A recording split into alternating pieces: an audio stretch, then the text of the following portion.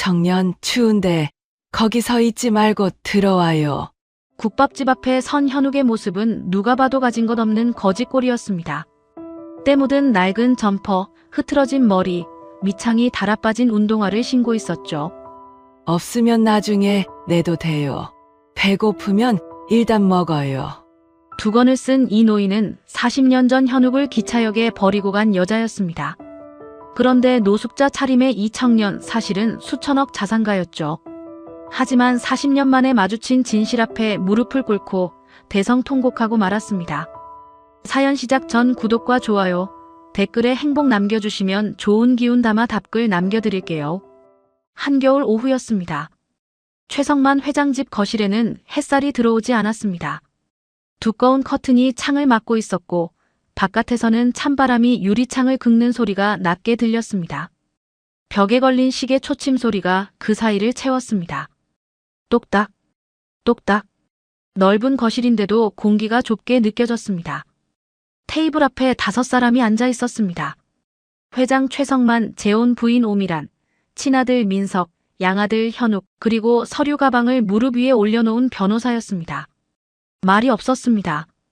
아무도 먼저 입을 열지 않았어요. 현욱이 조용히 물컵을 들어 회장 앞에 내밀었습니다. 약 봉투를 뜯고 작은 알약들을 손바닥에 올려 건넸습니다. 10년 넘게 반복해온 손놀림이었습니다. 그런데 오늘은 손끝이 어딘가 달랐습니다. 오미란이 그 손을 바라봤습니다. 시선이 차가웠어요. 잠깐이었습니다. 하지만 길게 느껴졌습니다. 오늘은 가족끼리 앉는 자리야.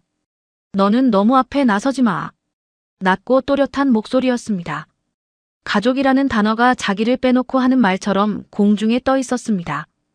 현욱은 발을 한 걸음 뒤로 옮겼습니다. 두꺼운 카펫이 발소리를 삼켰습니다. 아무 소리도 나지 않았습니다. 그게 더 이상했습니다. 민석이 소파 등받이에 몸을 기댄 채 팔짱을 끼고 있었습니다. 입꼬리가 살짝 올라갔다가 내려갔습니다. 딱 그만큼이었어요. 변호사가 서류 봉투를 열었습니다. 종이 넘어가는 소리가 유난히 크게 들렸습니다. 회사 지분, 부동산, 경영 권한. 건조한 목소리가 거실 공기 속으로 가라앉았습니다. 아무도 움직이지 않았어요. 오미라는 두 손을 무릎 위에 가지런히 올려놓고 있었고 민석은 턱을 살짝 들고 있었습니다. 회장은 눈을 내리깔고 있었습니다. 그러다 현욱의 이름이 나왔습니다.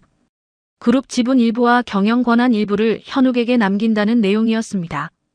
변호사 목소리는 여전히 고른 속도로 이어지고 있었는데 거실 공기가 달라졌습니다. 찬 기운이 더 내려앉은 것 같았습니다. 민석의 얼굴이 굳었습니다. 미간이 파르르 떨렸습니다. 그러더니 의자를 뒤로 밀치고 벌떡 일어섰습니다. 날카로운 소리가 조용한 거실에 쩌렁 울렸습니다. 대전역에 버려진 애 주워다 키운 거라면서요. 왜 친아들인 저 말고 저 사람한테 넘기세요?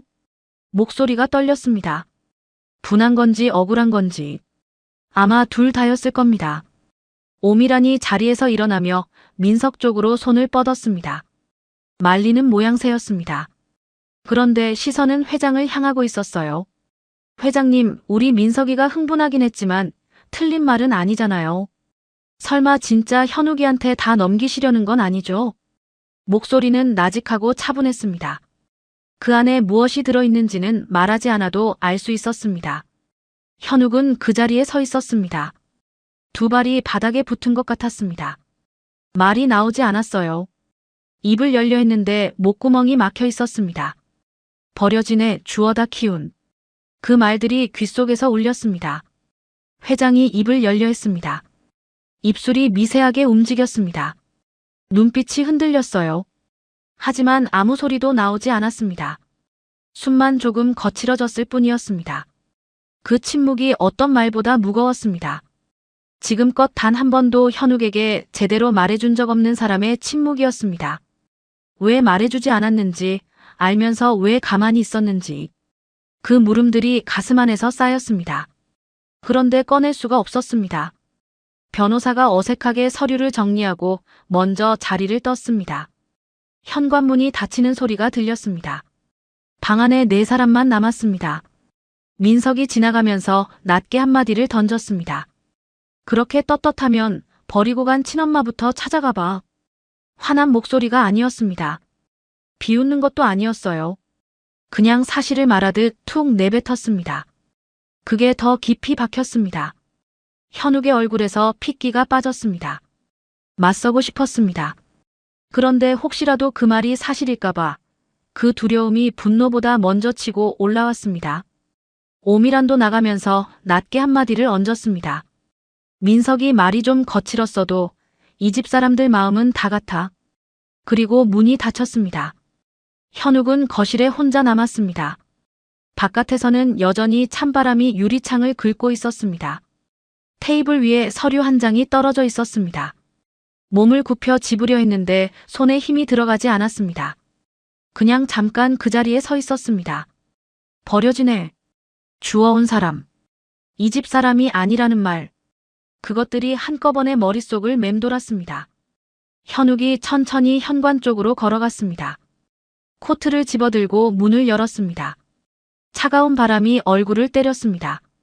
눈이 내리고 있었습니다. 소리 없이 내리는 눈이었습니다. 마당 가득 흰 것들이 쌓여 있었고 담장 너머 불빛들이 흐릿하게 번졌습니다. 현욱은 그 자리에 서서 한동안 하늘을 올려다봤습니다. 눈송이 하나가 볼 위에 내려앉았다가 녹았습니다. 차가웠습니다. 그 차가움이 오히려 또렷하게 느껴졌어요. 감각이 돌아오는 것 같았습니다. 얼마나 서 있었는지 모릅니다. 발끝이 시려울 때쯤 다시 안으로 들어왔습니다. 그날 저녁이 되었을 때 회장이 현욱을 조용히 따로 불렀습니다. 서재 문을 닫고 두 사람이 마주 앉았습니다. 난방이 되고 있었는데도 방 안 공기가 서늘하게 느껴졌어요. 회장은 한참 동안 말을 꺼내지 못했습니다. 두 손을 무릎 위에 올려놓은 채 바닥만 내려다보고 있었습니다. 창밖에서 바람 소리가 낮게 들렸습니다. 손등에 핏줄이 도드라져 있었습니다. 세월이 그 위에 그대로 새겨져 있었습니다. 현욱은 그 손을 보다가 시선을 내렸습니다. 한참 뒤였습니다. 회장이 천천히 서랍을 열고 봉투 하나를 꺼냈습니다. 미안하다.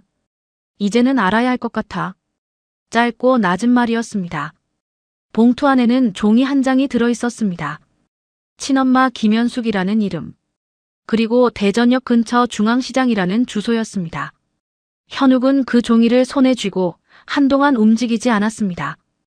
회장 얼굴을 보고 싶었습니다. 하지만 볼 수가 없었어요. 왜 지금인지, 왜 이제야인지. 그 말들이 목까지 차올랐습니다. 삼켰습니다. 서재 안이 조용했습니다. 회장도 더 말하지 않았습니다. 두 사람이 마주 앉아 있었지만 그 사이 거리가 아주 멀게 느껴졌습니다. 현욱이 일어나 서재를 나왔습니다. 복도 불빛이 노랗게 켜져 있었습니다. 복도 끝 자기 방 문 앞에 서서 손잡이를 잡았는데 손이 잠깐 멈췄습니다. 그러고는 문을 열고 들어갔습니다. 방 안불도 켜지 않았습니다. 어두운 채로 침대 끝에 앉아 있었습니다. 손안에 종이를 쥔 채였습니다. 바깥에서 눈 내리는 소리조차 들리지 않는 밤이었습니다. 찾아가기로 했습니다. 하지만 그냥 가지 않기로 했습니다. 좋은 옷을 입고 좋은 차를 타고 가면 아무것도 알 수 없습니다. 돈도 없고 갈 곳도 없는 사람처럼 찾아가야 저 여자의 본심이 나옵니다. 현욱이 옷장 문을 열었습니다. 잘 다려진 셔츠들, 줄 맞춰 걸린 양복들이 보였습니다. 그 안쪽 구석에 오래된 점퍼 하나가 있었습니다. 언제 생긴 것인지도 모를 낡은 것이었습니다. 꺼내서 펼쳐봤습니다. 팔꿈치 부분이 닳아 있었습니다. 신발장 아래에는 오래된 운동화 한 켤레가 있었습니다. 밑창이 다른 것이었습니다. 현욱이 그것들을 침대 위에 올려놓고 한참 바라봤습니다. 다음 날 아침 거울 앞에 섰습니다. 낡은 점퍼에 해진 운동화였습니다. 머리를 손으로 흩뜨렸습니다. 거울 속에 낯선 얼굴이 있었습니다. 아는 얼굴인데 모르는 사람 같았습니다. 버린 엄마인지 잃어버린 엄마인지 그 눈빛을 직접 봐야 했습니다. 이건 복수가 아니었습니다. 시험이었습니다. 대전행 기차는 이른 아침에 출발했습니다. 현욱은 창가 자리에 앉아 창밖을 바라봤습니다. 서울을 벗어나자 들판이 펼쳐졌습니다. 겨울 들판은 색이 없었습니다. 회색과 흰색만 번갈아 나왔습니다. 현욱은 손안에 쥔 종이를 한번 내려다봤습니다. 김현숙. 대전역 근처 중앙시장. 그게 전부였습니다. 기차가 대전역에 닿았을 때 플랫폼에는 찬바람이 가득했습니다. 사람들이 우르르 쏟아져 나왔고 현욱도 그 사이를 걸었습니다. 낡은 점퍼 지퍼를 목까지 올렸습니다. 손이 시렸습니다. 장갑도 없었습니다. 일부러 가져오지 않은 것이었습니다. 역 밖으로 나오자 시장 골목이 보였습니다. 멀지 않았어요. 걸어서 10분도 안 되는 거리였습니다. 그런데 발걸음이 자꾸 느려졌습니다. 골목 어귀에서 한번 멈췄습니다. 국물 냄새가 먼저 왔습니다. 구수하고 따뜻한 냄새가 찬 공기 사이를 비집고 흘러나왔습니다. 그 냄새를 맡으니 배가 고프다는 걸 처음 느꼈습니다.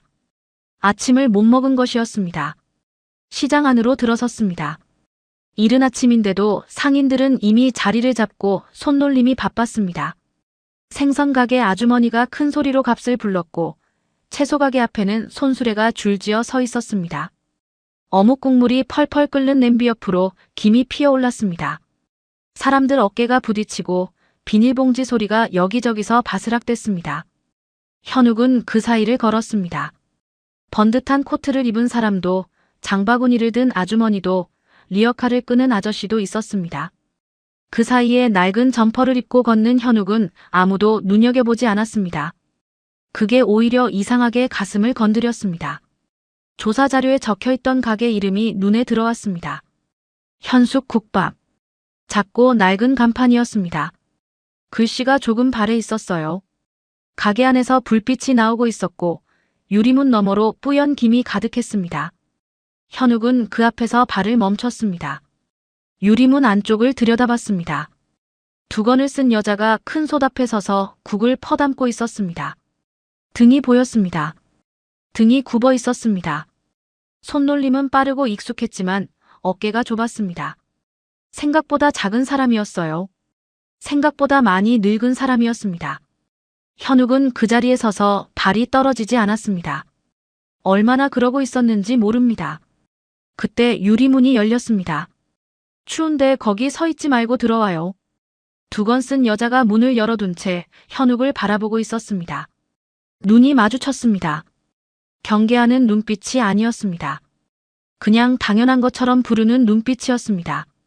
그 자연스러움에 오히려 현욱이 한 박자 늦게 움직였습니다. 들어가야 할지 말아야 할지가 아니라 이 사람이 왜 이렇게 자연스럽게 부르는지가 먼저 머릿속에 걸렸습니다. 가게 안은 좁았습니다. 테이블이 4개, 의자가 8개였습니다. 손님은 아직 2명뿐이었어요. 한 어르신이 혼자 국밥을 드시고 있었고 한쪽에 작업복 입은 남자가 뜨거운 국물을 후후 불며 마시고 있었습니다. 뚝배기 부딪히는 소리가 작게 났고 솥에서 국이 끓는 소리가 낮게 깔렸습니다. 현욱은 구석자리에 앉았습니다. 현숙이 물 한 잔을 가져왔습니다. 뭐 드실 거예요? 현욱은 주머니를 뒤적이는 신용을 했습니다. 1,000원짜리 몇 장이 손에 잡혔습니다. 일부러 챙겨온 것이었습니다. 주섬주섬 꺼내서 테이블 위에 올려놨습니다. 현숙이 그걸 봤습니다. 잠깐 현욱 얼굴을 봤습니다. 아무 말도 하지 않았어요. 그냥 돌아서서 솥 앞에 섰습니다. 잠시 뒤 뚝배기 하나가 테이블 위에 놓였습니다. 국밥이었습니다. 김이 모락모락 올라왔습니다. 없으면 나중에 내도 돼요. 배고프면 일단 먹어요. 그게 전부였습니다. 더 묻지도 않았고 더 말하지도 않았습니다. 현욱은 숟가락을 들었습니다. 국물이 입안으로 들어오는 순간 몸 안 어딘가가 서서히 풀리는 느낌이 들었습니다. 뜨거웠습니다. 속까지 뜨거웠어요. 첫 숟가락을 뜨고 있을 때였습니다. 가게 문이 열리더니 술 냄새가 먼저 들어왔습니다. 중년 남자였습니다. 목이 불그스레하고 걸음이 조금 비틀렸습니다. 이른 아침부터 술을 마신 사람 같았어요. 사장님 또 공짜로 퍼줘. 그러니까 만만하게 보이지. 남자가 카운터 쪽에 기대며 말했습니다. 현숙은 솥 앞에서 고개만 돌렸습니다. 어서 오세요. 웃는 얼굴이었습니다. 그런데 국자를 쥔 손끝이 잠깐 굳었습니다. 남자가 현욱 쪽을 힐끗 봤습니다. 노숙자까지 저렇게 들이면 기존 손님들 안 오겠다. 사장님도 참. 그러고는 혼자 킬킬 웃더니 나가버렸습니다. 문이 닫히는 소리가 컸습니다. 가게 안이 잠깐 조용해졌습니다. 작업복 남자가 눈치를 보며 국물을 한 모금 더 마셨습니다. 현숙은 아무 일도 없었던 것처럼 솥 앞으로 돌아섰습니다. 현욱은 숟가락을 내려놓지 않았습니다. 자기를 향한 말이었는데 자기보다 현숙 쪽이 더 마음에 걸렸습니다. 저런 말을 들으면서도 웃는 얼굴로 돌아서는 저 사람이 어떤 사람인지 아직 알 수 없었습니다. 손님이 두어 명 더 들어왔습니다. 가게가 조금씩 찼습니다. 현숙이 바빠지기 시작했습니다. 뚝배기를 나르고 국을 퍼담고 반찬을 채우고 계산을 받았습니다. 혼자서 다 했습니다. 도와주는 사람이 없었어요. 그 와중에 현욱 쪽을 지나가다가 뚝배기를 한번 들여다보더니 고기 한 점을 더 얹어줬습니다. 얼굴 보니 며칠 못 먹은 사람 같아요. 그 한마디를 남기고 다시 바빠졌습니다. 현욱은 고기가 얹힌 뚝배기를 잠깐 바라봤습니다. 그리고 국물을 한 숟가락 더 떴습니다. 손님들이 빠질 때쯤 문이 열리며 덩치 좋은 아주머니 하나가 들어왔습니다. 앞치마를 두른 채였습니다. 옆 가게 아주머니인 것 같았어요. 들어오자마자 현욱을 한번 훑어봤습니다. 눈빛이 날카로웠습니다. 현수가 요즘 세상에 아무나 들이면 안 돼. 목소리를 낮추긴 했지만 현욱 귀에 다 들렸습니다. 현숙이 국자를 솥 안에 걸치고 돌아봤습니다. 현욱을 한번 봤습니다. 무언가를 재는 눈빛이 아니었습니다. 그냥 보는 눈빛이었어요. 잠깐 말이 없다가 입을 열었습니다. 얼굴이 너무 추워 보이기도 하고 우리 아들 또래 같기도 하고 말끝이 흐려졌습니다. 현숙이 시선을 거뒀습니다. 그리고 다시 솥 앞으로 돌아섰습니다. 아주머니가 입을 열려다가 현숙 등을 보고 그냥 혀를 찼습니다. 현욱은 그 자리에서 숟가락을 쥔 채 움직이지 않았습니다. 아들 또래. 그 말이 귓속에서 한 번 더 울렸습니다. 아주머니가 나가고 나서 가게 안이 다시 조용해졌습니다. 점심 손님들이 빠진 시간이었습니다. 현숙이 행주로 테이블을 닦으며 현욱 쪽을 지나갔습니다. 잠깐 멈췄습니다. 오늘 밤 어디서 자요? 현욱은 대답을 잠깐 늦췄습니다. 그리고 말끝을 흐렸습니다. 딱히 정해진 데가 없다고 했습니다. 현숙이 행주를 손에 쥔 채 한참 서 있었습니다. 안으로 들어갔다가 다시 나왔습니다. 그러더니 가게 뒤쪽 좁은 문을 열었습니다. 여기 봐요. 따라가 보니 작은 방이었습니다. 방이라기보다는 창고에 가까웠습니다. 선반에 재료들이 쌓여 있었고 구석에 낡은 이불이 개켜져 있었습니다. 창문이 하나 있었는데 틈 사이로 찬 바람이 새어 들어오는 게 느껴졌습니다. 현숙이 손을 벽에 짚으며 말했습니다. 여기가 전부야. 춥긴 해도 바람은 안 들어오니까 며칠은 버텨요. 난방이 되는 곳이 아니었습니다. 이불이 얇았고 바닥도 냉기가 올라올 것 같았어요. 현욱은 그 방을 둘러봤습니다. 낡은 이불, 오래된 달력, 가지런히 정리된 재료 상자들. 가난했습니다. 하지만 흐트러진 곳이 없었습니다. 손이 닿는 데마다 정리가 되어 있었습니다. 현욱은 아무 말 없이 고개를 끄덕였습니다. 저녁 장사가 끝날 무렵이었습니다. 현욱이 가게 안에 혼자 앉아 물을 마시고 있는데 현숙이 앞치마를 벗고 가게 문을 열었습니다. 나가는 것 같았습니다. 슬리퍼 차림이었어요. 이 추운 날에 슬리퍼를 신고 나가는 게 이상했습니다. 현욱이 유리문 너머로 바라봤습니다. 현숙이 골목 어귀에서 멈췄습니다. 그리고 대전역 쪽을 바라봤습니다. 역은 여기서 보이지 않았습니다. 건물들 사이로 가려진 방향을 그냥 바라보는 것이었습니다. 지나가는 사람들 얼굴을 하나하나 보는 것 같았습니다. 오가는 사람이 많은 시간이었는데 현숙은 그 중에 누군가를 찾는 것처럼 서 있었습니다. 찬바람이 현숙의 두건을 흔들었습니다. 그래도 움직이지 않았어요. 한참을 그러고 서 있다가 아무도 못 찾은 사람처럼 느리게 돌아섰습니다. 발걸음이 올 때보다 무거워 보였습니다. 현욱은 시선을 거뒀습니다. 연기일 수 있다고 생각했습니다. 아직은 그렇게 생각해야 했습니다. 밤이 되어 창고방에 누웠습니다. 이불이 얇았습니다. 바닥에서 냉기가 올라왔습니다. 현욱은 점퍼를 벗지 않은 채 이불을 덮었습니다. 천장이 낮았습니다. 선반 위에 올려진 재료 상자들이 어둠 속에서 윤곽만 보였습니다. 조용했습니다. 그때 휴대폰이 울렸습니다. 민석이었습니다. 형, 버린 여자가 형을 알아보기나 하겠어. 현욱은 그 문자를 한번 읽었습니다. 그리고 휴대폰을 뒤집어 엎어놨습니다. 화면이 꺼졌습니다. 천장이 다시 어두워졌습니다. 처음 계획대로라면 오늘 하루면 충분했어야 했습니다. 가까이서 보면 본색이 나올 거라고 생각했습니다. 그런데 오늘 하루 동안 본 것들이 자꾸 머릿속에서 돌아왔습니다. 국자를 쥔 굳은 손, 아들 또래 같다는 말끝이 흐려지던 목소리, 슬리퍼를 신고 나가 역방향을 바라보던 뒷모습, 이불을 턱까지 끌어올렸습니다. 냉기는 여전했습니다. 현욱은 눈을 감았습니다. 쉽게 잠이 오지 않는 밤이었습니다. 눈을 떴을 때 방 안이 여전히 어두웠습니다. 창문 틈으로 새어들어오는 바람이 볼을 스쳤습니다. 얼마나 잔 건지 알 수 없었습니다. 몸이 뻣뻣했어요. 바닥 냉기가 등을 타고 올라와 있었고 점퍼를 입은 채 잠든 탓에 어깨가 굳어 있었습니다. 현욱은 천천히 몸을 일으켰습니다. 손가락이 잘 펴지지 않았습니다. 그때 소리가 들렸습니다. 국자로 솥을 긁는 소리였습니다. 냄비 뚜껑이 덜컹이는 소리, 도마 위에 무언가 놓이는 소리. 현욱이 방문을 살짝 열었습니다. 가게 안에 불이 켜져 있었습니다. 바깥은 아직 어두웠어요. 창문 너머로 새벽빛이 겨우 번지고 있는 시간이었는데 현숙은 이미 앞치마를 두르고 솥 앞에 서 있었습니다. 두건을 고쳐 매면서 불세기를 조절하는 손이 빠르고 익숙했습니다. 현욱이 방에서 나왔습니다. 발소리를 죽이며 걸었는데 현숙이 먼저 알아챘습니다. 뒤를 돌아보며 말했습니다. 밤에 많이 추웠지요? 그 방이 난방이 잘 안 돼서. 그러더니 가습을 옆에 올려둔 작은 냄비에서 물을 한 컵 따라 내밀었습니다. 뜨거운 물이었습니다. 현욱이 컵을 받아 쥐었습니다. 양손으로 감싸 쥐었는데 손바닥으로 온기가 퍼졌습니다.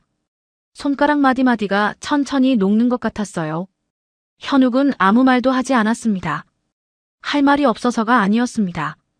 목구멍 어딘가가 조여드는 느낌이었습니다. 아침 첫 손님이 들어온 건 채 1시간도 안 됐을 때였습니다. 이른 출근을 하는 사람인지 작업복 차림이었어요. 현숙이 뚝배기를 꺼내며 인사를 받았습니다. 그러다 손님이 자리에 앉는 사이 현숙이 고개를 들어가게 유리문 너머를 봤습니다. 잠깐이었습니다. 그런데 그게 한 번이 아니었습니다. 손님 국밥을 내다 주다가 또 봤습니다. 빈 그릇을 치우러 가다가 또 봤어요. 매번 같은 방향이었습니다. 가게 문 너머, 시장 골목 끝쪽이었습니다. 대전역이 있는 방향이었습니다.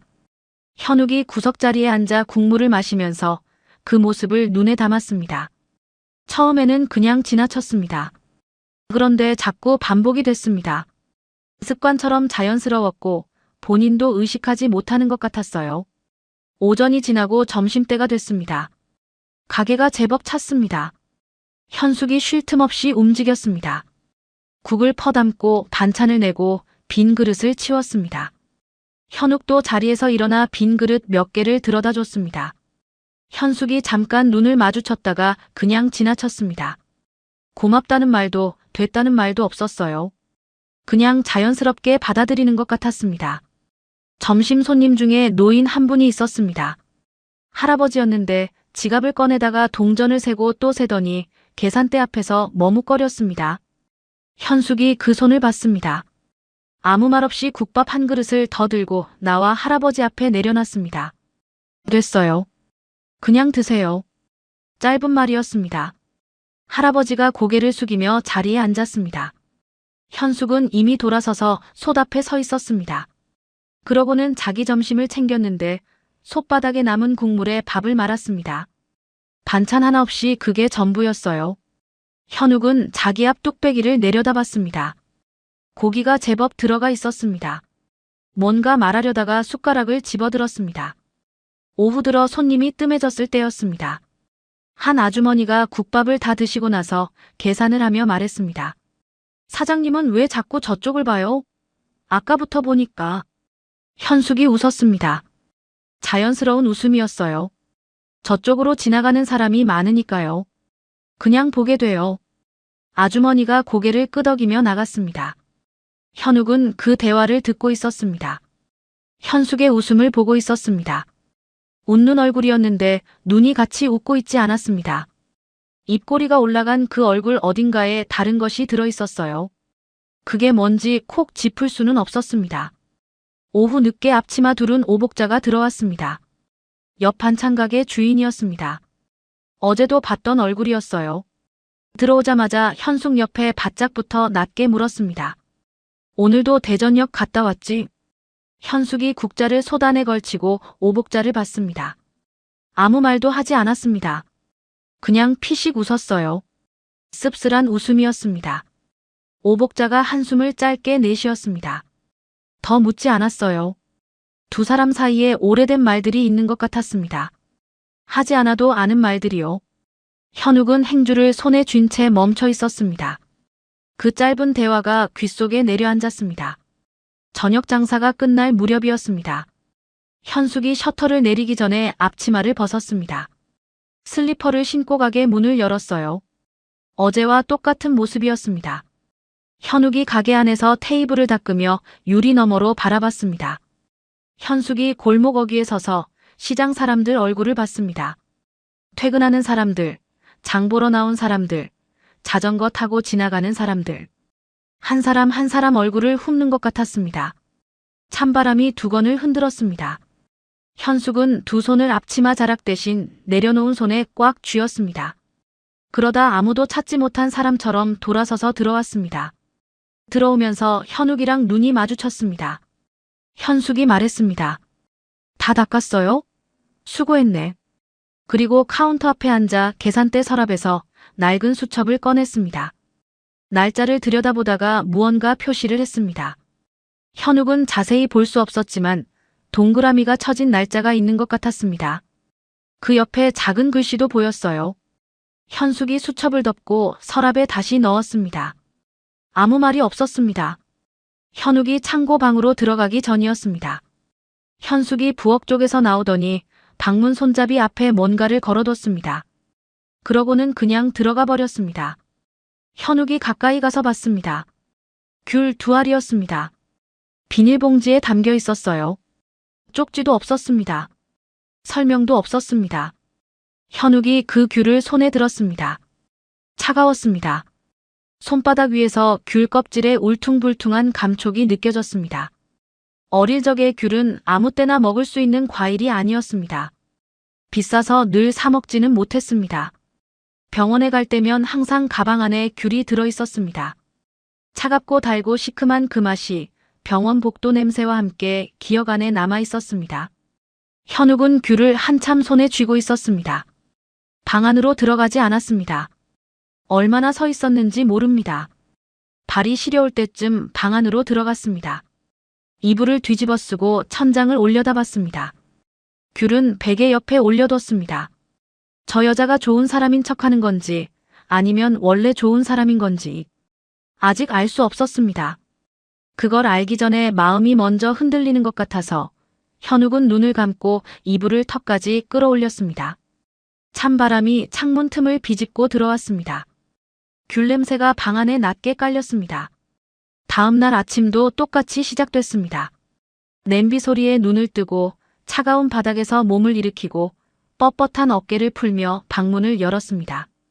귤은 베개 옆에 그대로 있었습니다. 먹지 않은 채 뒀습니다.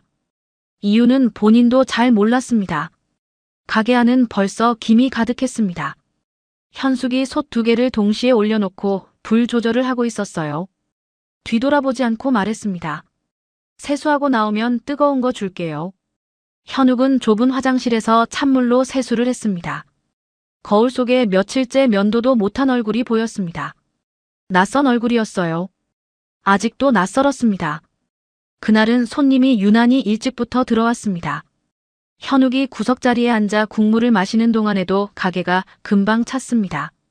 현숙이 혼자 감당하기 빠듯한 숫자였습니다. 현욱이 자리에서 일어나 빈 그릇을 날랐습니다. 뜨거운 뚝배기를 맨손으로 집으려다 손을 대었습니다. 현숙이 행주를 던져줬습니다. 말은 없었습니다. 눈빛으로 충분했습니다. 점심이 지나고 손님이 빠지기 시작했을 때였습니다. 현욱이 테이블을 닦고 있었고 현숙은 솥을 정리하고 있었습니다. 가게 안이 잠깐 조용해진 시간이었어요. 현욱은 손에 쥔 행주를 멈췄습니다. 며칠 동안 가슴 안에서 맴돌던 말이 있었습니다. 참으려 했습니다. 그런데 그게 잘 안 됐습니다. 애 버리고 도망간 엄마들은 밤에 잠잘 오나 몰라요. 말이 나와버렸습니다. 낮은 목소리였지만 가게 안에 또렷하게 울렸습니다. 현욱은 행주를 테이블 위에 내려놓고 현숙의 등을 봤습니다. 현숙이 움직임을 멈췄습니다. 국자가 솥 안에서 멈췄어요. 어깨가 살짝 올라갔다가 내려왔습니다. 한참이 지났습니다. 몇 초인지 몇 분인지 알 수 없었습니다. 그러다 현숙이 천천히 돌아섰습니다. 현욱을 바라봤습니다. 화난 얼굴이 아니었습니다.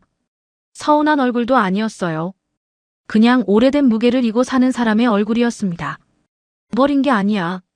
잠깐 놓쳤는데 평생 못 찾은 사람도 있어요. 낮고 조용한 목소리였습니다. 변명하는 목소리가 아니었어요. 오래 담아뒀던 말을 꺼내는 목소리였습니다. 현욱의 가슴 어딘가가 저릿해졌습니다. 그래도 멈추지 않았습니다. 그런 말은 다 핑계 아닙니까? 현숙이 현욱을 한 번 더 봤습니다. 그리고 말했습니다. 겪어보지 않으면 모르는 일이 있어요. 그게 전부였습니다. 더 싸우지도 더 해명하지도 않았습니다. 그냥 돌아서서 솥 앞으로 갔습니다. 그 뒷모습이 너무 조용해서 오히려 현욱 쪽이 더 무너지는 것 같았습니다. 바로 그때 가게 문이 열렸습니다. 상인의 심부름을 하는 청년이었습니다. 지난번에도 봤던 얼굴이었어요. 들어오자마자 공문 봉투를 테이블 위에 탁 내려놨습니다. 사장님, 가게 앞에 물건 또 나와 있던데요. 통행에 방해된다고 민원 들어왔어요. 목소리에 친절함이 없었습니다. 현숙이 앞치마로 손을 닦으며 나왔습니다. 죄송해요. 바로 치울게요. 그 말이 끝나기도 전에 청년이 한마디를 얹었습니다. 다른 집들은 다 단속 잘 되는데 여기만 자꾸 이러네요. 손님이 2명 앉아있는 자리에서 하는 말이었습니다. 현숙이 고개를 살짝 숙이고 밖으로 나갔습니다. 쌓아둔 재료 상자를 안으로 옮기기 시작했습니다. 허리를 굽혀 상자를 드는데 어느 순간 손이 벽을 짚었습니다. 잠깐이었습니다. 그냥 지나치면 모를 정도였어요. 그런데 현욱은 봤습니다. 발이 저절로 움직였습니다. 나가려다가 멈췄습니다. 청년이 아직 가게 안에 서 있었습니다. 현욱이 나가서 나서면 일이 커질 수도 있었습니다. 정체를 드러낼 수도 없었습니다. 발이 문 앞에서 그대로 굳었습니다. 현숙이 상자를 다 치우고 들어왔습니다. 청년한테 공문을 받아들고 확인하겠습니다라고 짧게 말했습니다. 청년이 나갔습니다. 현숙이 공문을 카운터 위에 내려놓고 다시 솥 앞으로 갔습니다. 아무 일도 없었던 것처럼요. 점심 장사가 끝나고 오후가 됐습니다. 현욱이 1,000원짜리 몇 장을 계산대 위에 슬며시 올려뒀습니다. 어제 못 낸 밥값이었습니다. 그러고는 잠깐 밖에 나갔다가 들어왔는데 돈이 그대로 가지런히 접혀 있었습니다. 현숙이 그걸 현욱 손에 쥐어줬습니다. 돈 잃어버리면 서러워요. 그 말이 왜 마음을 건드리는지 현욱 자신도 몰랐습니다. 오복자가 들어온 건 오후 늦게였습니다. 현욱을 보더니 가게 한쪽으로 따라오라는 눈짓을 했습니다. 현욱이 따라가자 낮은 목소리로 물었습니다. 당신 왜 자꾸 저 사람 눈치 봐요? 현욱이 둘러댔습니다. 신세 진 것 같아서 그렇다고 했습니다. 오복자가 눈을 가늘게 뜨고 현욱을 봤습니다. 믿지 않는 눈빛이었어요. 더 따지지는 않았지만 돌아서면서 낮게 한마디를 남겼습니다. 저 사람 속 더 긁지는 마요. 그게 경고인지 부탁인지 반반이었습니다. 장사가 끝난 뒤였습니다. 현욱이 창고 방 쪽으로 가다가 불빛이 새어나오는 문틈을 봤습니다. 현숙이 안에 있었습니다. 문이 반쯤 열려 있었어요. 발소리를 죽이고 멈췄습니다. 현숙이 작은 상자를 무릎 위에 올려놓고 있었습니다. 뚜껑을 열었습니다. 안에서 무언가를 꺼냈습니다. 작은 것이었어요. 어린아이 양말이었습니다. 한 짝이었습니다. 그 옆에 낡은 손수건도 있었습니다. 현숙이 그것들을 손바닥 위에 올려놓고 가만히 봤습니다. 한참을 그러고 있었습니다. 그러다 낮게 혼잣말을 했습니다. 오늘은 또 못 만났네. 목소리가 작았습니다. 거의 들릴 듯 말 듯한 소리였어요. 그런데 문틈에 서 있던 현욱 귀에는 또렷하게 들렸습니다. 현욱은 그 자리에서 발을 뗄 수가 없었습니다. 등이 벽에 닿았습니다. 천천히 미끄러지듯 벽에 기댔습니다. 눈을 감았습니다. 눈 안쪽이 뜨겁게 달아올랐습니다. 참았습니다. 이를 꽉 물었습니다. 그래도 눈가가 젖었습니다. 복수하러 왔습니다. 시험하러 왔습니다. 그런데 며칠 사이에 자꾸 이상한 방향으로 마음이 기울었습니다. 더 미워해야 할 사람이 있는 것 같았습니다. 그 사람이 저 방 안에 있는 게 아닌 것 같았습니다. 한참 뒤 휴대폰이 진동했습니다. 민석이었습니다. 형, 거기서 정든 거야? 어차피 눈앞에 아들을 두고도 못 알아보는 여자잖아. 버린 여자는 버린 여자야. 현욱이 그 문자를 읽었습니다. 화면을 끄려다가 손이 멈췄습니다. 벽에 던지고 싶었습니다. 그러지 않았습니다. 그냥 주머니 안에 넣었습니다. 창고방으로 들어가 이불을 덮었습니다. 천장이 어두웠습니다. 베개 옆 귤이 오늘도 그 자리에 있었습니다. 현욱이 귤 하나를 집어들었습니다. 껍질을 벗겼습니다. 새콤달콤한 냄새가 퍼졌습니다. 한쪽을 입에 넣었습니다. 차가웠습니다. 그리고 달았습니다. 눈을 감았습니다. 쉽게 잠이 오지 않는 밤이었습니다. 다음 날 아침도 귤 냄새와 함께 시작됐습니다. 현욱이 눈을 떴을 때 베개 옆에 귤 껍질이 남아 있었습니다. 어젯밤 먹고 그대로 잠든 것이었습니다. 몸을 일으키며 천장을 한번 봤습니다. 오늘은 뭔가 알아내야겠다고 생각했습니다. 더 이상 보고만 있을 수 없었습니다. 기회는 오복자 쪽에서 왔습니다. 오전 장사가 뜸해질 무렵 반찬 가게 사장님 오복자가 반찬 몇 가지를 들고 가게에 들어왔습니다. 현숙이 잠깐 자리를 비운 사이였어요. 현욱이 테이블을 닦고 있었습니다. 오복자가 반찬 그릇을 내려놓으며 현욱을 한번 봤습니다. 경계하는 눈빛이었지만 어제보다는 조금 달랐습니다. 현욱이 먼저 말을 걸었습니다. 조심스럽게 자연스럽게 보이도록 천천히 꺼냈습니다. 저 사장님이 왜 여기서 오래 장사했는지 궁금하다고 했습니다. 딱히 다른 뜻 없이 그냥 궁금하다고 했어요. 오복자가 행주를 손에 쥔 채 잠깐 멈췄습니다. 왜 물어봐요? 짧은 물음이었습니다. 현욱이 어깨를 으쓱하며 말했습니다. 며칠 있다 보니 저 사람이 왜 이 자리를 못 떠나는지 이상하게 궁금해졌다고요.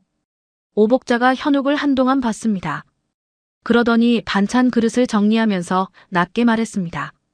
현숙이가 40년 동안 이 시장을 못 떠나는 건 대전역 때문이에요. 사람 하나 기다리느라 저러고 사는 거예요. 그게 전부였습니다. 더 말하지 않았어요. 현욱은 행주를 쥔 손에 힘이 들어갔습니다. 아무렇지 않은 척 고개를 끄덕였습니다. 그런데 숨이 잠깐 멎는 것 같았습니다. 점심 무렵이었습니다. 문이 열리며 낯선 남자가 들어왔습니다. 70줄로 보이는 노인이었는데 들어오자마자 현숙과 눈이 마주쳤습니다. 두 사람이 서로를 보는 눈빛이 달랐습니다. 오래 알고 지낸 사람 사이의 눈빛이었어요. 현숙이 말없이 국밥을 퍼담기 시작했습니다. 노인이 자리에 앉으며 말했습니다. 또 대전역 갔다 왔냐? 물음표가 없는 말이었습니다. 이미 알고 있는 사람이 확인하는 말이었어요. 현숙이 뚝배기를 가져다 놓으며 짧게 웃었습니다. 아무 대답도 하지 않았습니다. 노인이 숟가락을 들며 혼잣말처럼 말했습니다. 그래도 가는구나. 그게 안타까운 건지 대단한 건지 그 안에 여러 가지가 섞여 있었습니다. 현욱이 우연한 척 노인 옆자리에 앉았습니다. 국물을 마시면서 귀를 열었습니다. 노인이 먼저 말을 꺼낸 건 국밥을 반쯤 비웠을 때였습니다. 현욱이 슬쩍 물었습니다. 사장님이랑 오래 아는 사이냐고, 대전역에서 일했냐고요. 노인이 숟가락을 내려놓으며 천천히 말했습니다. 나 여기서 30년 넘게 영무원 했어요. 남태식이라고. 남태식이라는 이름이었습니다. 현욱이 고개를 끄덕이며 국물을 한 모금 더 마셨습니다. 자연스럽게 보이려고 했습니다. 남태식이 말을 이었습니다. 40년 전에 대전역에서 일이 있었어요. 아직도 기억해요. 젊은 엄마 하나가 어린 아들을 잃어버렸는데 그 우는 소리가. 남태식이 잠깐 말을 멈췄습니다. 국물을 한 모금 마시고 다시 입을 열었습니다. 영무실이고 대합실이고 그 엄마가 다 뒤집어 놨어요. 미친 사람처럼 뛰어다니면서. 버리고 간 사람이 아니었어요. 찾는 엄마였어요. 진짜로 미친 듯이 찾는 엄마. 현욱이 숟가락을 쥔 손이 멈췄습니다. 테이블 위에 그대로 뒀습니다. 남태식의 말이 이어졌습니다. 그 젊은 엄마가 바로 현숙이었다고 했습니다. 아픈 아들을 서울 병원에 데려가야 했는데 대전역에서 서울행 기차를 기다리던 중에 짐이 너무 많아 잠깐 옆에 있던 노인한테 아이를 부탁했다고 했습니다. 화장실을 다녀오는 잠깐 사이였다고요. 그런데 그 노인은 자기 기차 시간이 돼서 아이를 데리고 그냥 자리를 옮겨버렸고 돌아온 현숙 앞에서 아이가 사라져버렸다고 했습니다. 버린 게 아니에요. 잃어버린 거예요. 그 차이가 얼마나 큰지. 남태식이 그 말을 하면서 국밥 그릇을 내려다봤습니다. 현욱은 테이블 위에 손을 놓은 채 아무 말도 못했습니다. 귓속이 멍한 느낌이었습니다. 그때 부엌 쪽에서 그릇 소리가 뚝 멈췄습니다. 현숙이 이 이야기를 듣고 있었던 것 같았습니다. 잠시 뒤 현숙이 부엌으로 들어갔습니다. 들어가는 등이 보였습니다. 어깨가 내려가 있었어요. 부엌 안에서 아무 소리도 나지 않았습니다. 바로 그 타이밍에 문이 열리며 상인의 청년이 들어왔습니다. 손에 종이를 들고 있었습니다. 남태식이 국밥을 먹고 있는 걸 보고도 아랑곳하지 않고 큰 소리로 말했습니다. 사장님, 이번 달 회비 아직도 안 내셨어요. 언제 낼 거예요? 남태식이 숟가락을 들고 말했습니다. 사람 밥 먹는데 왜 그래요? 청년이 관계없잖아요 라고 받아쳤습니다. 현욱이 자리에서 일어섰습니다. 말을 그렇게 해야 합니까? 낮은 목소리였지만 또렷했습니다. 청년이 현욱을 봤습니다. 위아래로 훑었습니다. 낡은 점퍼, 해진 운동화. 입꼬리가 올라갔습니다. 당신은 뭐예요? 여기 직원이에요? 현욱이 한 발 더 나섰습니다. 청년이 뒤로 한 발 물러서며 목소리를 높이려는 순간 부엌에서 현숙이 나왔습니다. 눈이 약간 붉어 있었습니다. 현욱과 청년 사이로 들어오며 말했습니다. 괜찮아요. 내가 나중에 낼게요. 그러고는 현욱을 바라봤습니다. 눈빛에 고마움이 있었습니다. 그런데 그보다 먼저 다른 것이 있었습니다. 미안함이었어요. 자기 일에 이 사람을 끌어들인 것에 대한 미안함이요. 그 눈빛이 현욱 가슴에 꽂혔습니다. 괜히 내 일에 끼지 말아요. 조용하고 낮은 말이었습니다. 현욱이 자리에 앉았습니다. 청년이 나갔습니다. 남태식이 마지막 국물을 비우고 일어서면서 현욱 옆을 지나갔습니다. 그러다 발을 멈추더니 낮게 말했습니다. 그 아들 이름이 현준이었어요. 그게 전부였습니다. 남태식이 나갔습니다. 문이 닫혔습니다. 현욱은 테이블 위에 손을 그대로 올려놓은 채 움직이지 않았습니다. 손끝이 차가웠습니다. 현준. 그 이름이 귓속에서 한 번 더 울렸습니다. 머릿속이 하얘지는 것 같았습니다. 창고방으로 들어가 벽에 기대 천천히 주저앉았습니다. 무릎이 먼저 바닥에 닿았습니다. 차가운 바닥이었습니다. 그게 느껴지지 않았어요. 지금까지 믿어온 것이 흔들리고 있었습니다. 버림이 아니라 잃어버림. 그 두 단어 사이의 거리가 40년이었습니다. 오복자가 문틈으로 들여다보며 낮게 물었습니다. 국밥집 사장님이 아들 얘기를 아직도 해요? 현욱이 고개를 들었습니다. 오복자가 잠깐 말을 잃었습니다. 그러더니 문을 잡은 손에 힘을 줬다가 풀며 말했습니다. 그 이름 안 부른 날이 없었을 거예요. 문이 닫혔습니다. 현욱은 벽에 등을 기댄 채 눈을 감았습니다. 코끝이 찡했습니다. 이를 꽉 물었습니다. 그날 밤 현욱은 잠을 자지 못했습니다. 창고 방 천장을 올려다보며 누워 있었습니다. 바닥 냉기가 등을 타고 올라왔지만 이불을 당겨 덮지도 않았습니다. 머릿속에 전직 영무원 남태식 씨의 목소리가 계속 맴돌았습니다. 버린 게 아니라 잃어버린 거라는 말. 그 아들 이름이 현준이었다는 말. 두 문장이 번갈아가며 귓속을 울렸습니다. 새벽 2시가 넘었을 때 현욱이 몸을 일으켰습니다. 점퍼 주머니에서 휴대폰을 꺼냈습니다. 회사 법무팀장 윤기호에게 문자를 보냈습니다. 40년 전 대전역 관련 기록을 다시 찾아봐 달라고 했습니다. 최성만 회장의 당시 이동 기록도 함께 요청했습니다. 문자를 보내고 나서 휴대폰을 내려놨습니다. 손이 떨렸습니다. 스스로도 몰랐는데 보내고 나서야 손이 떨리고 있다는 걸 알았습니다. 법무팀장 윤기호에게서 답장이 온 건 다음 날 저녁이었습니다. 현욱이 가게 뒷정리를 돕고 창고방으로 들어간 직후였어요. 파일 하나가 첨부돼 있었습니다. 현욱이 화면을 켰습니다. 오래된 자료들이었습니다. 신문기사 스크랩, 병원 접수 기록 사본, 그리고 운전기사 수첩을 옮겨 적은 메모였습니다. 천천히 읽었습니다. 눈이 한 줄씩 내려갔습니다. 최성만 회장이 그날 대전역에 있었다는 건 기록에 남아 있었습니다. 서울 출장을 다녀오는 길이었습니다.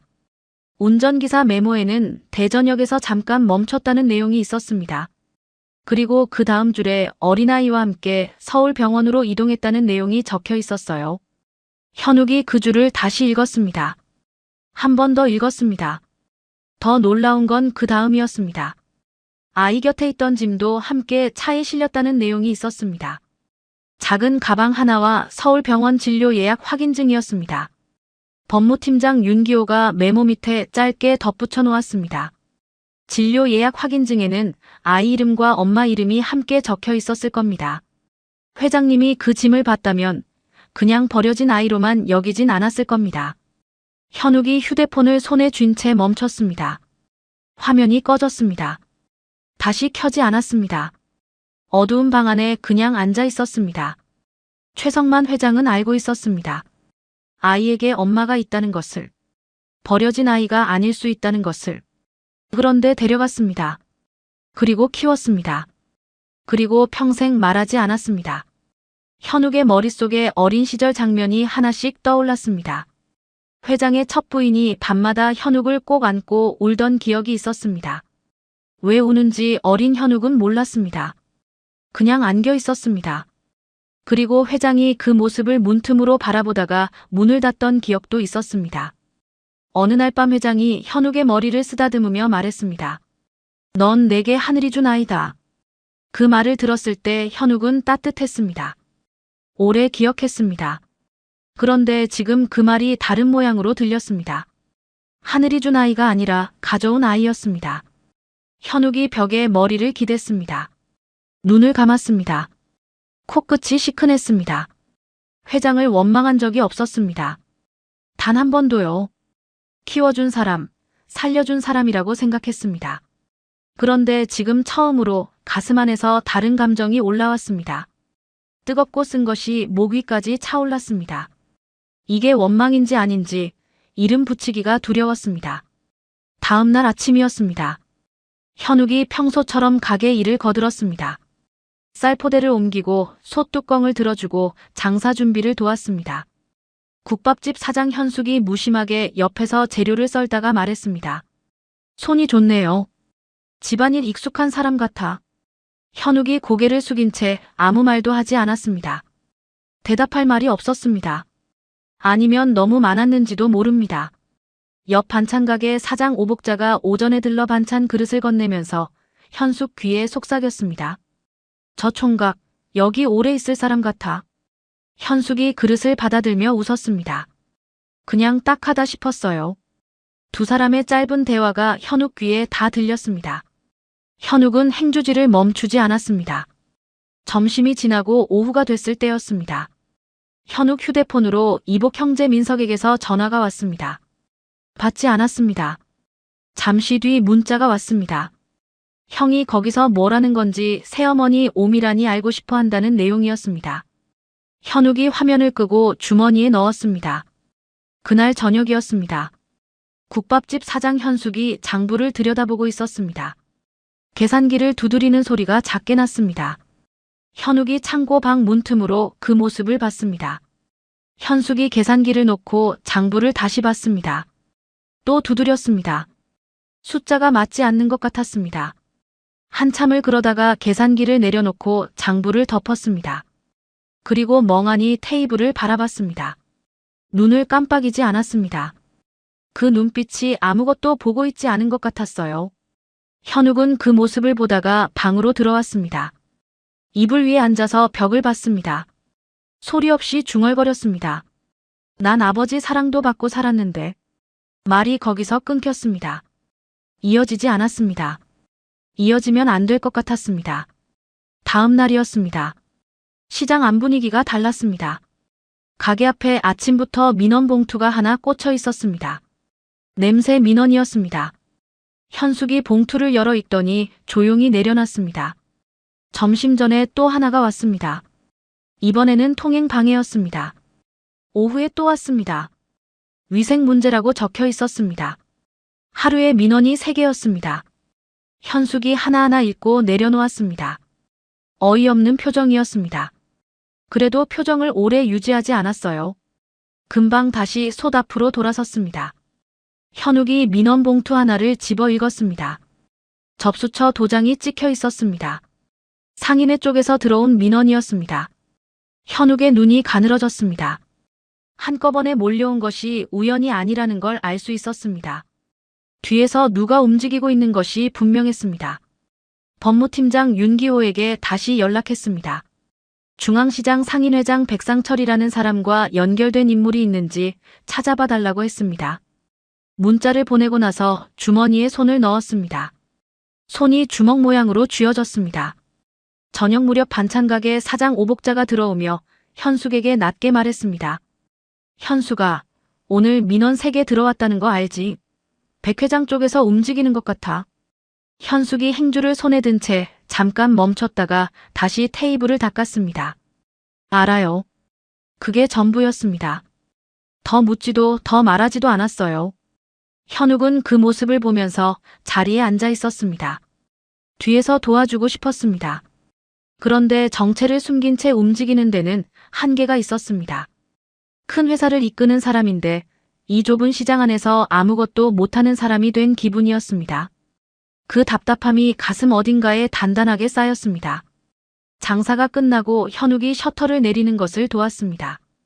국밥집 사장 현숙이 셔터 손잡이를 잡는데 오늘따라 손이 잘 안 내려가는 것 같았습니다. 현욱이 옆에서 같이 잡았습니다. 두 손이 잠깐 같은 쇠를 쥐었습니다. 차가운 쇠였습니다. 셔터가 내려갔습니다. 현숙이 자물쇠를 채우며 말했습니다. 고마워요. 짧은 말이었습니다. 그러고는 안으로 들어갔습니다. 현욱이 셔터 앞에 잠깐 서 있었습니다. 찬바람이 골목을 지나갔습니다. 시장 불빛들이 하나씩 꺼지고 있었습니다. 현욱이 하늘을 올려다봤습니다. 별이 없었습니다. 구름이 가득한 밤이었어요. 창고방으로 들어가 이불을 덮었습니다. 눈을 감았습니다. 오늘 하루 동안 읽은 기록들이 다시 떠올랐습니다. 운전기사 메모 속 그 줄이 자꾸 눈앞에 걸렸습니다. 진료 예약 확인증. 아이 이름과 엄마 이름이 함께. 회장은 알고 있었습니다. 알면서 데려갔습니다. 알면서 키웠습니다. 그리고 평생 아무 말도 하지 않았습니다. 창문 틈으로 바람 소리가 들렸습니다. 현욱이 이불 안에서 두 손을 가슴 위에 올렸습니다. 천장이 어두웠습니다. 잠이 오지 않는 밤이었습니다. 잠이 오지 않는 밤이 또 지나갔습니다. 현욱이 눈을 떴을 때 창문 틈으로 새벽빛이 가늘게 들어오고 있었습니다. 바닥 냉기가 여전히 등을 눌렀습니다. 몸을 일으키며 두 손으로 얼굴을 감쌌습니다. 손이 차가웠습니다. 얼굴도 차가웠어요. 어느 쪽이 더 차가운지 알 수 없었습니다. 휴대폰을 켰습니다. 이복 형제 민석에게서 밤사이 문자가 2개 와 있었습니다. 첫 번째는 회사 일이었습니다. 민석이 독단으로 밀어붙인 거래처 계약이 틀어졌다는 내용이었어요. 거래처 쪽에서 조건을 받아들이지 않고 계약을 파기했다는 것이었습니다. 두 번째 문자는 짧았습니다. 형이 알아서 해. 그게 전부였습니다. 현욱이 화면을 끄고 주머니에 넣었습니다. 아침 속 끓이는 소리가 가게 쪽에서 들렸습니다. 자리에서 일어나 방문을 열었습니다. 그날 오전 현욱은 창고방에서 잠깐 전화를 받았습니다. 회사 쪽이었어요. 민석이 엎어놓은 계약건을 수습하는데 현욱이 직접 나서야 한다는 내용이었습니다. 현욱이 낮은 목소리로 몇 마디 지시를 내리고 전화를 끊었습니다.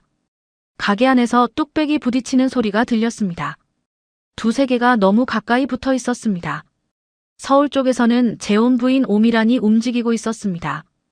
오미란이 이복 형제 민석을 불러 앉혀놓고 낮게 말했습니다. 형이 거기서 뭘 하는 건지 더 이상 두고 볼 수 없다고 했습니다. 민석이 소파에 기댄 채 팔짱을 끼고 들었습니다. 오미란이 말을 이었습니다. 조용히 끝내야 한다고, 저쪽이 흔들리면 형도 자연히 돌아올 거라고 했어요. 민석이 피식 웃으며 말했습니다. 어머니, 백 회장한테 한 번 더 얘기해보지요. 오미란이 고개를 끄덕이며 전화기를 들었습니다. 그날 오후 중앙시장 상인회장 백상철이 가게들을 돌아다녔습니다. 상인들과 악수를 나누고 어깨를 두드리며 웃었습니다. 웃는 얼굴이었지만 말은 달랐어요. 상인들 몇몇에게 낮게 속삭였습니다. 국밥집이 오래 그 자리를 차지하고 있으니 이제 자리 조정을 해야 한다고 다음 상인회 회의 때 안건으로 올리겠다고 했습니다. 국밥집 사장 현숙은 그 사실을 몰랐습니다. 오후 내내 혼자 소답해서 일했습니다. 장사가 끝날 무렵 상인의 심부름 청년이 봉투를 들고 들어왔습니다. 공문이었어요. 자리 조정 회의 일정이 적혀 있었습니다. 현숙이 봉투를 받아 읽었습니다. 한 줄씩 읽어내려가는 눈이 멈췄습니다. 잠깐 숨을 고르더니 봉투를 카운터 위에 내려놨습니다. 심부름 청년이 나가지 않고 서 있었습니다. 이번엔 진짜 자리 정리될 수 있어요. 미리 알아두시는 게 좋을 거예요. 말투가 비웃는 것 같았습니다. 현숙이 그 말을 듣고 고개를 들었습니다. 뭔가 말하려다가 입을 다물었어요. 청년이 나갔습니다. 현욱이 테이블을 닦다가 그 장면을 봤습니다. 자리에서 일어서려다가 멈췄습니다. 주먹이 쥐어졌습니다. 아직 정체를 드러낼 때가 아니었습니다. 발이 바닥에 붙은 채 움직이지 않았습니다. 반찬가게 사장 오복자가 장사를 마치고 들어왔습니다. 현숙이 카운터 위 공문 봉투를 보여주자 오복자가 눈살을 찌푸렸습니다. 현숙아, 차라리 자리 옮기는 거 생각해봐. 다른 데도 괜찮은 자리 있잖아. 현숙이 고개를 저었습니다. 단호했습니다. 망설임이 없었어요. 여길 떠나면 못 만날 것 같아. 낮고 짧은 말이었습니다. 오복자가 더 말하지 않았습니다. 두 사람 사이에 긴 침묵이 있었습니다. 현욱이 행주를 손에 쥔 채 그 말을 듣고 있었습니다. 여길 떠나면 못 만날 것 같다는 말. 40년 동안 이 자리를 지키고 있는 이유가 그 한 문장 안에 다 들어 있었습니다. 현욱은 행주를 테이블 위에 내려놨습니다. 저녁 장사가 끝나갈 무렵이었습니다. 시장 좁은 골목에서 현욱이 재료 상자를 안으로 나르고 있었습니다. 무거운 상자였어요.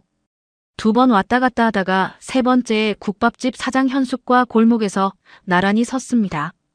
현숙이 손에 들고 있던 작은 상자를 내려놓으며 잠깐 숨을 골랐습니다. 현욱이 그 상자를 대신 집어들었습니다. 현숙이 옆을 흘끗 봤습니다. 고맙네요. 골목 바람이 두건을 흔들었습니다. 현욱이 고개를 돌리지 못했습니다. 앞만 보고 걸었습니다. 물건을 다 들여놓고 현숙이 셔터를 내리기 시작했습니다. 손잡이를 잡아당기는데 오늘은 유난히 잘 내려가지 않았습니다. 한 번, 두 번 당겼습니다. 세 번째 당길 때 현숙이 한쪽 손으로 벽을 짚었습니다. 허리였습니다. 잠깐 굳는 것 같았어요. 현욱이 바로 옆에서 셔터 손잡이를 같이 잡았습니다. 힘을 보탰습니다. 셔터가 내려갔습니다. 현숙이 자물쇠를 채우며 말하지 않았습니다. 그냥 현욱을 한번 봤습니다. 그리고 안으로 들어갔습니다. 현욱이 골목에 서 있었습니다. 찬바람이 지나갔습니다. 시장 불빛이 하나씩 꺼지고 있었어요. 저 멀리 대전역 방향으로 불빛이 번졌습니다. 현욱이 그 방향을 바라봤습니다. 처음으로 그 불빛이 다르게 보였습니다. 창고방으로 들어가 이불 위에 앉았습니다. 오늘 하루가 머릿속에서 지나갔습니다. 민석이 엎어놓은 계약, 오밀하니 움직이는 것, 상인의 공문, 그리고 셔터 앞에서 벽을 짚던 현숙의 손. 그 손이 자꾸 눈앞에 걸렸습니다. 현욱이 벽에 등을 기댔습니다. 눈을 감았습니다. 엄마를 지키려면 이제는 내 이름으로 나서야 하나. 그 생각이 처음으로 뚜렷하게 올라왔습니다. 하지만 아직 용기가 없었습니다. 내 이름을 꺼내는 순간 모든 게 달라진다는 걸 알고 있었기 때문입니다. 창문 틈으로 바람 소리가 낮게 들렸습니다. 현욱이 무릎 위에 손을 올려놓고 천장을 올려다봤습니다. 천장은 여전히 어두웠습니다. 다음 날 아침도 냄비 소리에 눈을 떴습니다. 현욱이 몸을 일으키며 손으로 바닥을 짚었습니다. 냉기가 손바닥을 타고 올라왔습니다. 엄마를 지키려면 내 이름으로 나서야 하나. 어젯밤 천장을 보며 했던 생각이 아직 가시지 않은 채였습니다. 하지만 아직은 아니었습니다. 조금 더 버텨야 했습니다. 방문을 열고 나왔습니다. 국밥집 사장 현숙이 솥 2개를 동시에 올려놓고 불을 조절하고 있었습니다. 뒤돌아보지 않은 채 말했습니다. 오늘은 일찍 일어났네요. 현욱이 아무 말 없이 쌀포대 쪽으로 걸어갔습니다. 들어서 옮기기 시작했습니다. 현숙이 그 모습을 잠깐 봤습니다. 말리지 않았습니다. 그날부터 현욱은 가게 일을 더 많이 거들었습니다. 무거운 솥뚜껑을 들어주고 뜨거운 뚝배기를 행주에 감아 날랐습니다. 재료 상자를 정리하고 저녁엔 셔터도 같이 내렸습니다. 처음엔 현숙이 미안해하며 말렸습니다. 그런데 현욱이 말없이 계속하자 어느 순간부터 그냥 받아들이기 시작했어요. 힘들지 않아요? 그 말이 하루에 한 번씩 나왔습니다. 현욱은 매번 고개만 저었습니다. 오전 장사가 막바지에 접어들 무렵이었습니다. 술 냄새를 풍기는 중년 남자가 들어왔습니다. 지난번에도 한 번 왔던 얼굴이었어요. 국밥을 시키더니 먹다가 갑자기 큰 소리를 쳤습니다. 국물이 싱겁다고, 고기가 별로라고 목소리를 높였습니다. 현숙이 조용히 다가가 죄송해요. 다시 드릴게요라고 말했습니다. 남자가 손을 휘저으며 더 크게 떠들었습니다. 주변 손님들이 눈치를 봤습니다. 현욱이 카운터에서 일어섰습니다. 남자 옆으로 걸어가 낮고 또렷하게 말했습니다. 손님, 다른 분들도 계십니다. 남자가 현욱을 올려다봤습니다. 낡은 점퍼 해진 운동화였지만 눈빛이 달랐습니다. 남자가 한 번 더 뭔가 말하려다가 그냥 입을 다물었습니다. 그러더니 돈을 테이블에 놓고 나갔습니다. 가게 안이 조용해졌습니다. 시장 안 손님 몇 명이 현욱을 봤습니다. 처음 왔을 때와 시선이 달랐습니다. 무섭지 않은데 함부로 보이지 않는 사람이라는 걸 느끼는 눈빛이었어요. 중앙시장 사람들 사이에서 현욱에 대한 말이 조금씩 달라지고 있었습니다. 처음엔 떠돌이라고 했는데 요즘은 현숙가게 든든한 사람이라고 부르는 이들이 생겼습니다. 반찬가게 사장 오복자가 점심 즈음 들어왔습니다. 현욱을 보더니 잠깐 멈췄다가 가까이 왔습니다. 전처럼 경계하는 눈빛이 아니었어요. 낮은 목소리로 말했습니다. 네가 여기 왜 있는지는 모르겠는데 저 사람 상처 더 주지는 마라. 현욱이 아무 말 없이 고개를 끄덕였습니다. 오복자가 현욱을 한 번 더 보더니 그냥 돌아섰습니다. 등을 보이며 걸어가는 그 모습에 처음으로 경계가 없었습니다. 오후 들어 장사가 뜸해졌을 때였습니다. 현욱이 솥을 닦고 있었습니다. 국밥집 사장 현숙이 등 뒤에서 지나가다가 멈췄습니다. 아무 맥락 없이 말했습니다. 밥은 먹고 다녀야 한다. 현욱이 손을 멈췄습니다. 솥 표면에 행주가 그대로 닿아 있었습니다. 그 말이 왜 그렇게 가슴에 걸리는지 본인도 몰랐습니다. 너무 당연한 말이었습니다. 그런데 그 당연함이 오히려 더 아팠습니다. 잠깐 뒤 다시 손을 움직였습니다. 저녁이 됐습니다. 현숙이 가게 문을 닫기 전에 서랍을 열었습니다. 뭔가를 꺼내려다가 현욱이 들어오는 소리를 듣고 급히 서랍을 닫았습니다. 현욱이 그 모습을 봤습니다. 모른 척했습니다. 그런데 서랍이 닫히기 직전 잠깐 보인 것이 있었습니다. 어린아이 사진이었습니다. 흑백에 가까운 빛바랜 사진이었어요. 현욱은 행주를 손에 쥔 채 테이블로 걸어갔습니다. 아무 말도 하지 않았습니다. 그날 밤이었습니다. 현욱이 창고방으로 들어가려는데 문 앞에 뭔가 걸려 있었습니다. 목도리였습니다. 낡은 것이었지만 두툼했어요. 쪽지가 없었습니다. 설명도 없었습니다. 그냥 문손잡이에 걸려 있었습니다. 현욱이 목도리를 손에 쥐었습니다. 털실 감촉이 거칠었습니다. 오래 쓴 것이라는 게 손바닥으로 느껴졌어요. 한참 쥐고 있다가 방으로 들어갔습니다. 이불 위에 앉아 목도리를 무릎 위에 올려놨습니다. 법무팀장 윤기호에게서 연락이 왔습니다. 자료가 거의 완성됐다는 내용이었습니다. 40년 전 기록과 최성만 회장 쪽 메모, 병원 접수 흔적이 하나로 이어지기 시작했다고 했습니다. 현욱이 그 문자를 읽고 화면을 껐습니다. 창문 밖으로 대전역 방향 불빛이 번지고 있었습니다. 현욱이 그 방향을 오래 봤습니다. 저 불빛을 40년 동안 바라본 사람이 있다는 게 지금은 다르게 느껴졌습니다. 복수심이 아니었습니다. 지켜주고 싶다는 마음이 그 자리를 채우고 있었습니다. 현욱이 눈을 감았습니다. 소리 없이 입술만 움직였습니다. 엄마. 소리내지 못한 그 한 단어가 방 안에서 오래 울렸습니다. 아침 일찍 법무팀장 윤기호에게서 연락이 왔습니다. 자료가 완성됐다는 내용이었습니다. 현욱이 창고방에서 파일을 열었습니다. 40년 전 대전역 기록, 최성만 회장 차량 이동 기록, 그리고 운전기사 수첩 메모가 하나의 흐름으로 정리돼 있었습니다. 마지막 페이지에 최성만 회장이 남긴 짧은 메모 사진이 첨부돼 있었어요. 현욱이 그 사진을 확대해서 읽었습니다. 아이는 아무 죄도 없다. 모든 건 내가 한 일이다. 글씨가 오래된 것이었습니다. 손떨림이 있는 글씨였어요. 현욱이 화면을 들고 한참 그 문장을 봤습니다. 손가락 끝이 차가워졌습니다. 회장은 알고 있었습니다. 알면서도 끝까지 말하지 않았습니다. 그 사실이 이제 종이 위에 글씨로 남아 있었습니다. 전직 영무원 남태식 씨가 그날 오전에 국밥집에 들렀습니다. 현욱이 자리에서 일어나 옆에 앉았습니다. 남태식이 국물을 한 모금 마시더니 먼저 말을 꺼냈습니다. 40년 전 대전역에서 자기가 직접 본 것들을 다시 천천히 이야기했습니다. 현숙이 아이를 잃어버린 날 영무실에 뛰어들어와 울부짖던 모습, 기차가 몇 대나 지나가는 동안 그 자리를 떠나지 못하던 모습을 말했습니다. 현욱이 듣는 동안 손을 무릎 위에 올려놓은 채 움직이지 않았습니다. 내가 직접 봤어요. 버리고 간 사람이 아니었어요. 그건 내가 증언할 수 있어요. 남태식이 또렷하게 말했습니다. 현욱이 고개를 끄덕였습니다. 목이 조여드는 것 같았습니다. 점심이 지나고 오후가 됐을 때였습니다. 국밥집 앞 골목이 갑자기 소란스러워졌습니다. 중앙시장 상인회장 백상철이 상인의 사람들을 이끌고 가게 앞에 몰려왔습니다. 심부름 청년들도 옆에 서 있었습니다. 손님 2명이 안에서 밥을 먹고 있었는데 그 앞에서 백상철이 큰 소리로 말했습니다.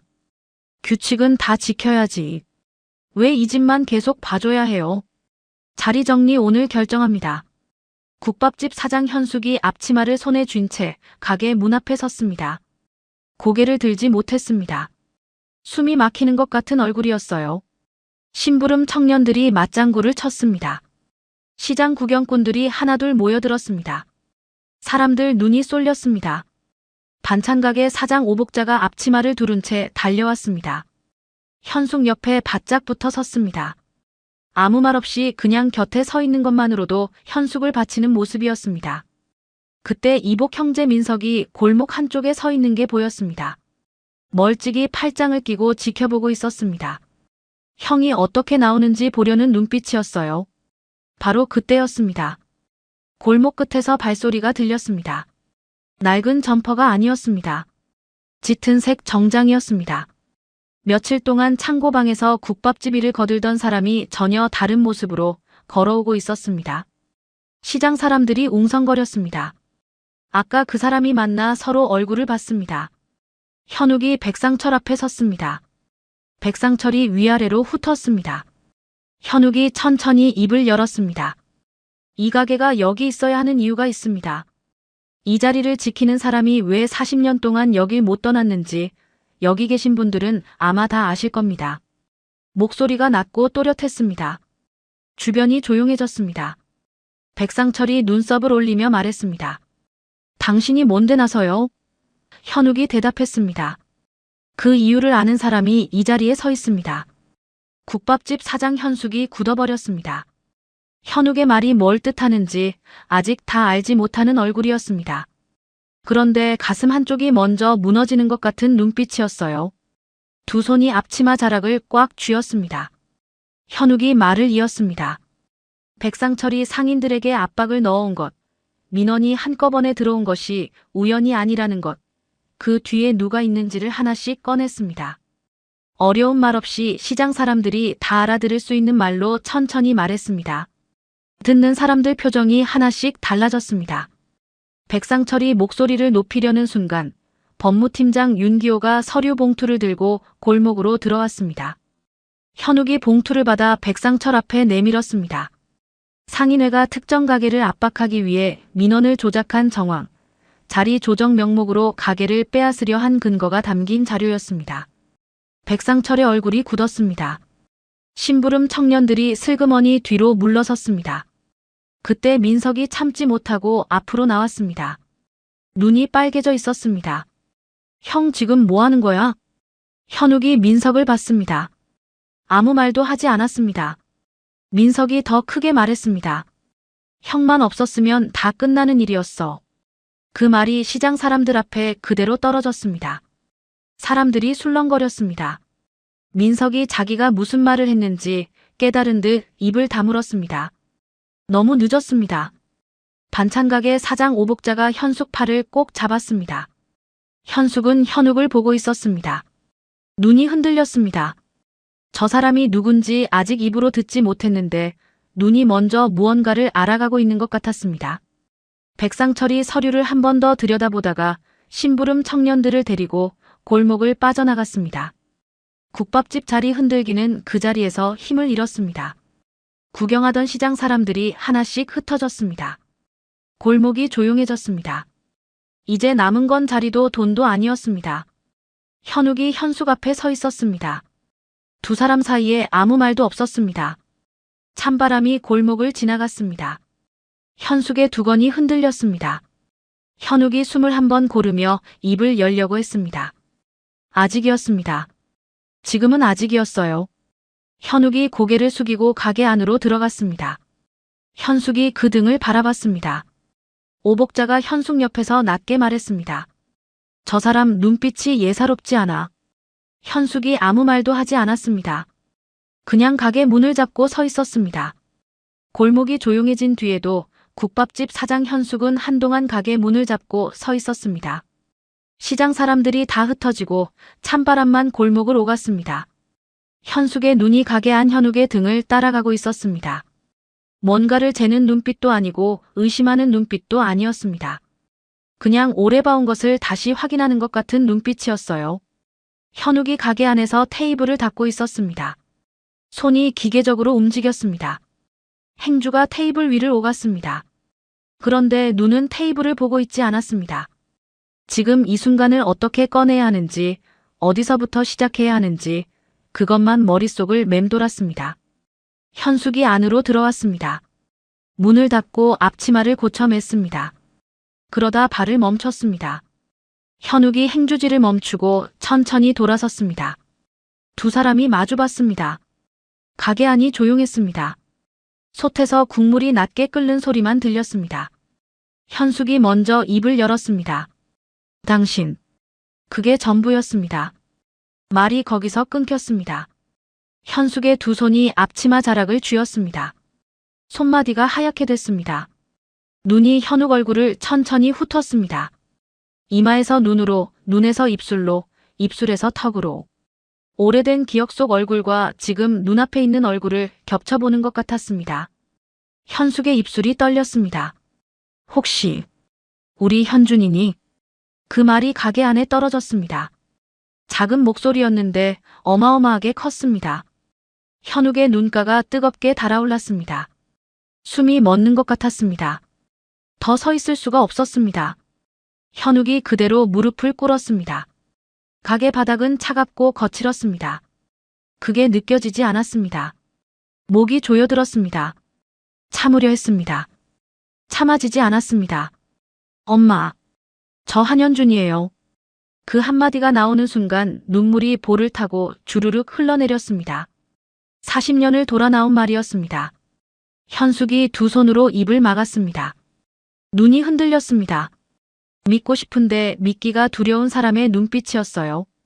떨리는 손을 천천히 내리더니 현욱 앞으로 한 걸음 다가왔습니다. 무릎을 꿇은 현욱의 얼굴을 두 손으로 감쌌습니다. 손이 차가웠습니다. 평생 솥을 잡고 살아온 손이었습니다. 거칠고 딱딱한 손이었어요. 현욱이 눈을 감았습니다. 현숙이 그 얼굴을 오래 들여다봤습니다. 눈썹을, 눈 모양을, 귀 옆 선을 봤습니다. 그러다 눈물이 한 줄기 흘러내렸습니다.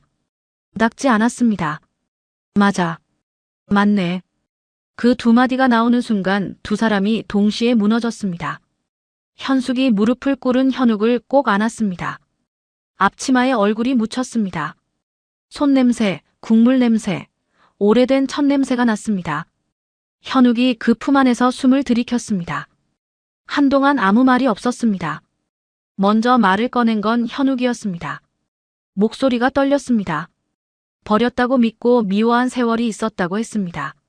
사랑을 받아도 늘 불안했던 어린 날이 있었다고 했습니다.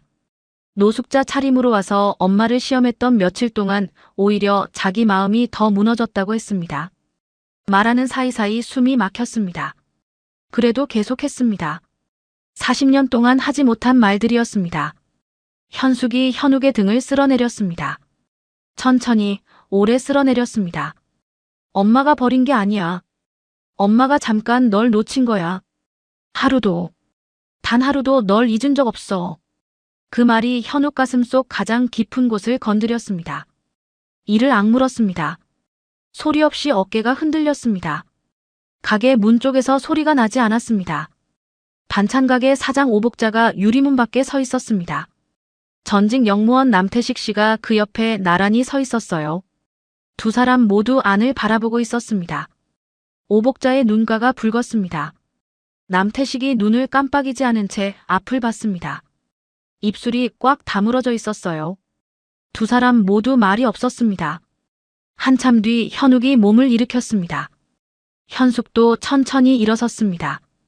두 사람이 마주보며 작은 테이블 앞에 앉았습니다. 현욱이 조용히 말했습니다. 이제 상인회비 때문에 혼자 속 썩이지 않아도 된다고, 자리 때문에 누구한테 고개 숙이지 않아도 된다고, 더 이상 혼자 버티지 않아도 된다고 했습니다. 현숙이 그 말을 듣다가 입술을 달달 떨었습니다. 참으려 했는데 참아지지 않았습니다. 눈물이 또 흘렀습니다. 이번엔 닦았습니다. 두건을 매만지며 손등으로 닦았어요. 그러면서 웃었습니다. 우는 얼굴로 웃는 모습이었습니다. 바보같이. 이제 와서 이런 소리 들으니까 왜 이렇게 좋냐? 현욱이 대답하지 않았습니다. 그냥 현숙의 손을 두 손으로 감쌌습니다. 차갑고 거친 손이었습니다. 놓지 않았습니다. 그때 가게 유리문이 열렸습니다. 이복 형제 민석이었습니다. 골목에서 다 보고 있다가 끝내 들어온 것이었습니다. 얼굴이 굳어 있었습니다. 눈이 테이블 위에 맞잡은 두 손을 봤습니다. 현욱을 봤습니다. 현숙을 봤습니다. 형 제발 아버지한테만 얘기하지 말아줘. 낮은 목소리였지만 날이 서 있었습니다. 현욱이 현숙 손을 한 번 더 꼭 쥐었다가 천천히 놓으며 자리에서 일어섰습니다. 민석을 바라봤습니다. 그 눈빛이 달랐습니다. 며칠 동안 창고방에서 이불을 덮고 자던 사람이 아니었습니다. 그룹 후계자 최현욱이었습니다. 민석아 앉아. 형이 반말로 부른 건 처음이었습니다. 민석이 눈을 깜빡였습니다. 발이 저절로 의자 쪽으로 움직였습니다. 현욱이 법무팀장 윤기호가 정리한 자료를 테이블 위에 펼쳤습니다. 민석이 오미란에게 연락해 백상철 상인회장을 움직인 정황, 국밥집 민원을 조작한 기록, 그리고 회사 계약을 독단으로 엎어버린 내역이 한 장씩 나왔습니다. 민석의 얼굴이 하나씩 굳어갔습니다. 형만 없었으면 다 끝나는 일이었다고 아까 골목에서 했던 말, 여기 계신 분들 다 들었어. 시장 사람들도 다 들었고. 민석이 입을 열려다가 닫았습니다. 열려다가 또 닫았습니다. 현욱이 말을 이었습니다. 네가 이 가게를 흔들기 위해 뒤에서 한 일들은 전부 기록으로 남아있어. 회사 일도 마찬가지야. 이번 계약건 수습하는데 얼마나 들었는지도 다 나와 있어. 민석이 테이블 위 서류를 내려다봤습니다. 손이 무릎 위에서 주먹을 쥐었다 폈다 했습니다. 뭔가 말하고 싶어 하는데 꺼낼 말이 없는 사람의 모습이었습니다. 현숙이 두 사람을 번갈아 봤습니다. 아무 말도 하지 않았습니다. 그냥 손을 앞치마 위에 올려놓고 앉아 있었습니다. 현욱이 마지막으로 말했습니다. 이 자리에서 다 끝낼 수도 있어. 그런데 그러고 싶지 않아. 네가 알아서 해. 그 말이 명령처럼 들리지 않았습니다. 그냥 진심처럼 들렸습니다. 그게 더 무거웠습니다. 민석이 서류를 한 번 더 내려다보다가 자리에서 일어났습니다. 현욱을 보지 않았습니다. 현숙도 보지 않았습니다. 그냥 가게 문을 열고 나갔습니다. 문이 닫혔습니다. 이번엔 조용히 닫혔습니다. 가게 안에 다시 두 사람만 남았습니다. 문 밖에서 반찬가게 사장 오복자가 남태식 팔을 툭 쳤습니다. 남태식이 고개를 끄덕였습니다. 두 사람이 나란히 서서 눈가를 닦았습니다. 오복자가 낮게 말했습니다. 잘 됐네. 정말 잘 됐어. 남태식이 아무 말 없이 고개만 끄덕였습니다. 그 눈이 빨갰습니다. 가게 안에서 현숙이 두건을 벗지 못한 채 아들 손을 다시 붙잡았습니다. 놓지 않았습니다. 손에 힘이 들어가 있었습니다. 현욱도 놓지 않았습니다. 바깥에서는 시장 소리가 여전했습니다. 상인들 목소리, 리어카 바퀴 소리, 어묵 국물 끓는 소리가 골목을 채웠습니다. 대전역에서 멈췄던 시간이 대전역 근처 중앙시장 작은 국밥집 안에서 다시 흐르기 시작했습니다.